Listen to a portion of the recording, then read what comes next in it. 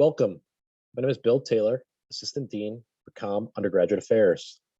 Today, we're going to talk a little bit about CO 575, the professional experience requirement for undergraduate students at the College of Communication. Hopefully, this quick guide for faculty mentors and department administrators will answer all of your questions.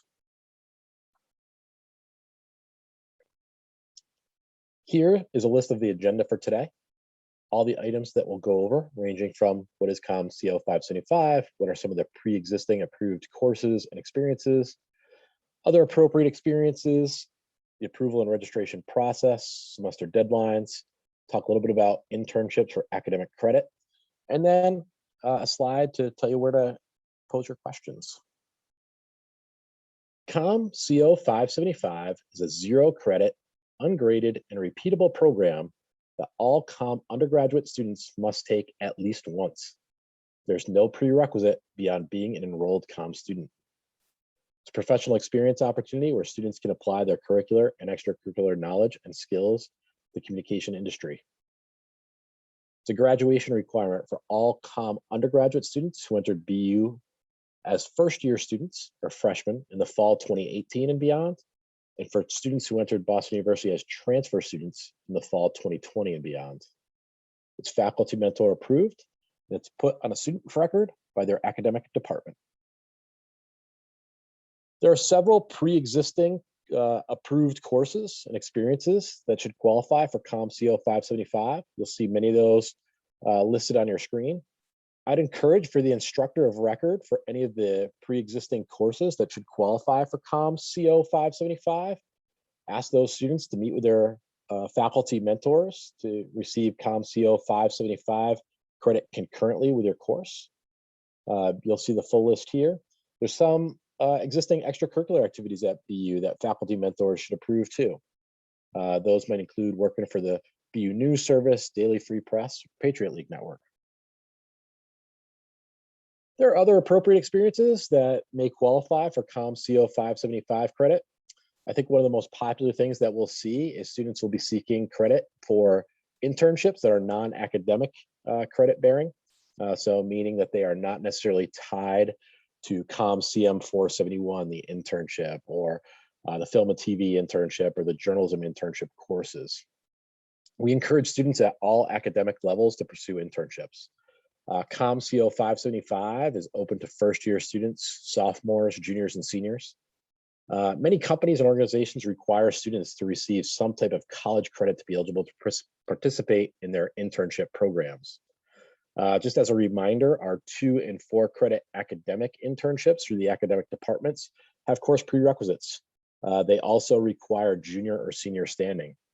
Therefore, CO 575 is a great alternative for students who maybe don't qualify for a 2 or 4 credit internship, or might prefer CO 575 over a 2 or 4 credit internship for other reasons. Please note that international students who are completing internships in the United States must inform the Boston University International and Students and Scholars Office, ISSO, and complete their CPT form with them. So if you're working with an international student, that's a great note to share with them. Also note that the list we're sharing is not all inclusive. Faculty mentors are encouraged to use their own judgment and discretion on what they'll approve for CO 575 credit. I can think of some other instances that we might want to approve. Maybe a student has a leadership position with PRSSA or with Ad Club. Those certainly could be appropriate at your discretion to approve for CO 575 credit. The approval process starts with simply the student completing the CO 575 form, which is available on the Undergraduate Affairs website. There is a step 2, and it's only required in some cases.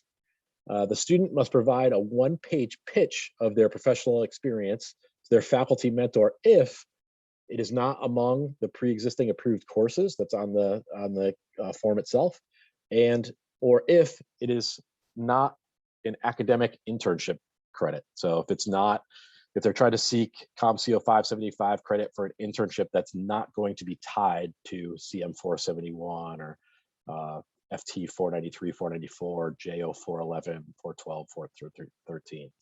So that step 2 is only required in some cases. The student in step 3 will connect with their designated faculty mentor to discuss potential approval.